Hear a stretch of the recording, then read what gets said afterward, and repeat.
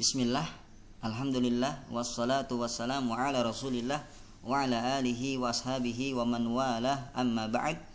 Para peserta Ma'had Sanad lir Riwayah wad Dirayah yang dimuliakan Allah Subhanahu wa taala, kembali kita akan melanjutkan pembelajaran kita di halaqah Riwayah wad Dirayah, kitab Durratu Talibil Ilmi, sebuah kitab yang berisi tentang adab dalam menuntut ilmu, karya Fadilatul Syekh Dr. Mutliq bin Jasir Al-Jasir hafizahullahu tabaraka wa ta'ala.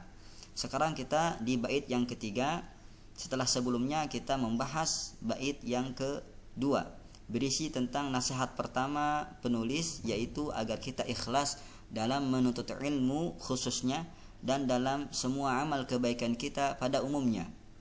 Nah, di bait yang ketiga ini beliau memperingatkan lawan dari ikhlas, yaitu tentang riya. Maka inilah nasihat kedua beliau agar kita menjauhi riya, karena riya adalah lawan dari ikhlas. Maka setelah ikhlas dibahas, maka sangat bagus jikalau kita memperingatkan umat tentang bahayanya riya ini. Baiklah, sebelum melangkah jauh, alangkah bagusnya jika kita mendalami apa itu riya. Maka definisi riya secara bahasa diambil dari kata ru'yah, yaitu melihat. Dalam tasrifan ra'a yara ru'yatan, artinya melihat. Secara bahasa maka riya bisa diartikan memperlihatkan kepada orang lain sesuatu yang berbeda dengan yang ada padanya.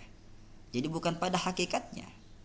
Dia menampilkan, memperlihatkan kepada orang lain sesuatu yang berbeda dengan hakikatnya. Ini riya secara bahasa. Maka secara istilah ada sangat hubungan erat. Ada hubungan erat antara definisi bahasa dan istilah.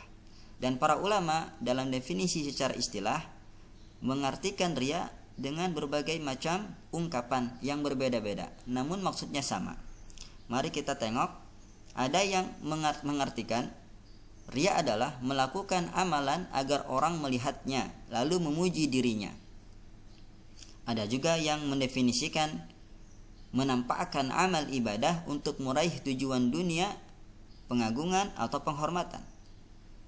Ada juga yang mengartikan menampakkan ibadah dengan maksud agar dilihat orang lain. Ada juga yang mendefinisikan menampakkan amal soleh dalam rangka mencari pujian. Ada juga yang mengartikan beramal soleh dengan tujuan ingin dipuji manusia. Ini diantara definisi para ulama terhadap riya. Kalau kita teliti, renungi, maka kita temukan ya, walaupun ungkapannya beda-beda namun maksudnya sama, yaitu seseorang yang menampakkan ibadahnya dengan tujuan apa? Ingin dipuji oleh orang lain. Jadi tujuannya bukan ikhlas lillahi ta'ala, bukan mengharap ridha Allah, akan tetapi mengharap pujian orang lain. Maka kita harus berhati-hati ketika kita melenceng dari lillahi ta'ala, beribadah ikhlas karena Allah Subhanahu wa ta'ala, dan mengharap pujian orang lain, maka kita masuk ke jebakan riya ini.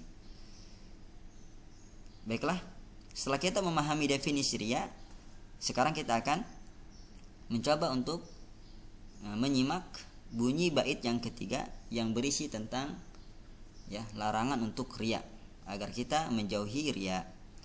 Penulis mengatakan, mohon disimak.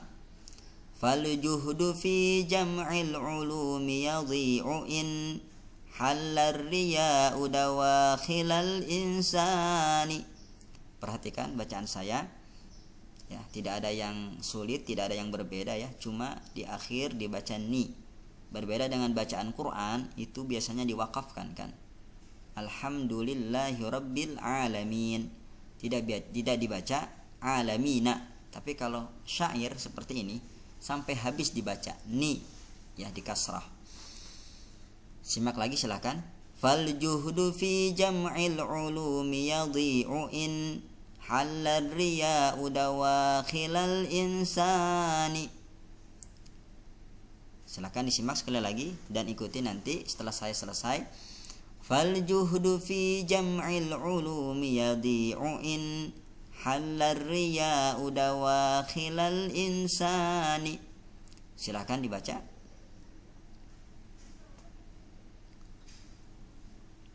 Ya, terima kasih banyak. Masya Allah.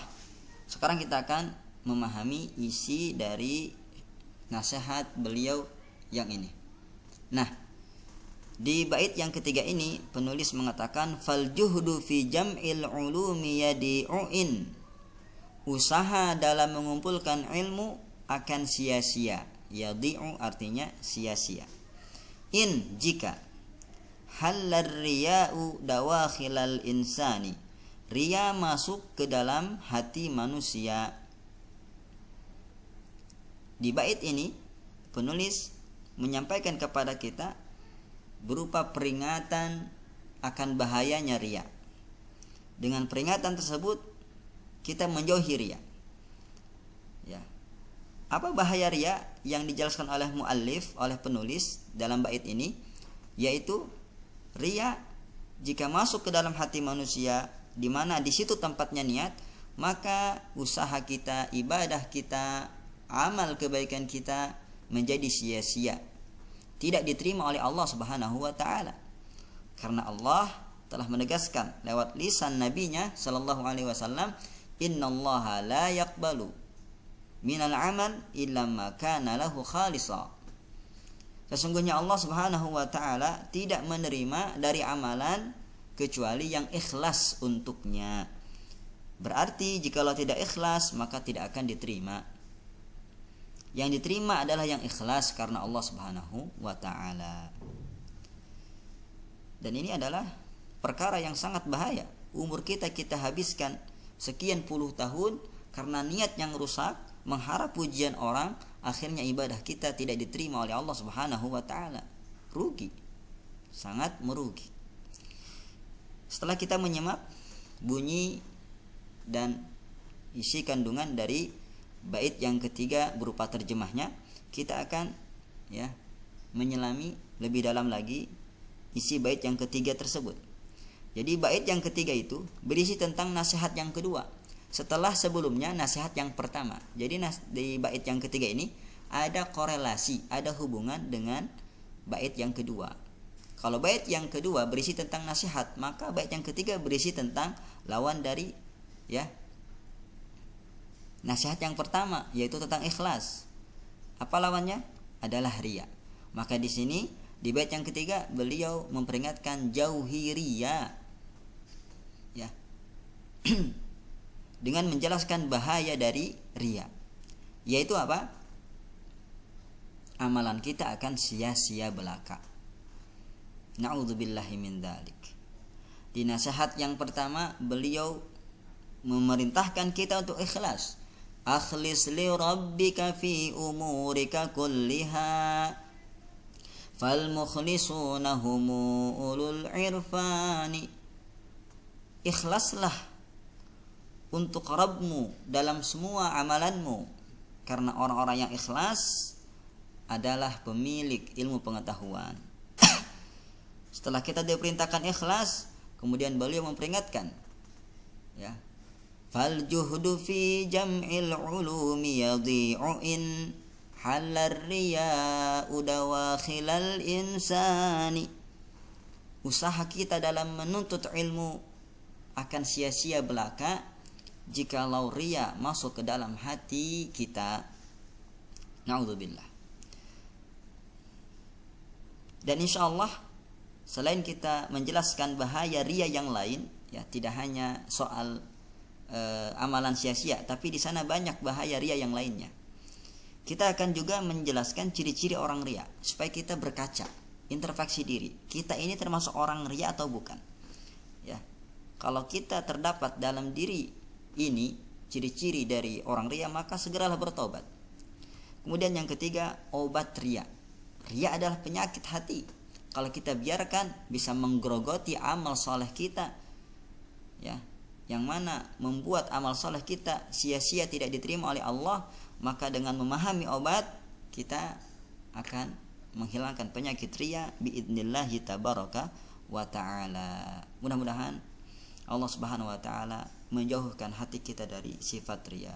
Barakallahu fikum, jazakumullahu khaira.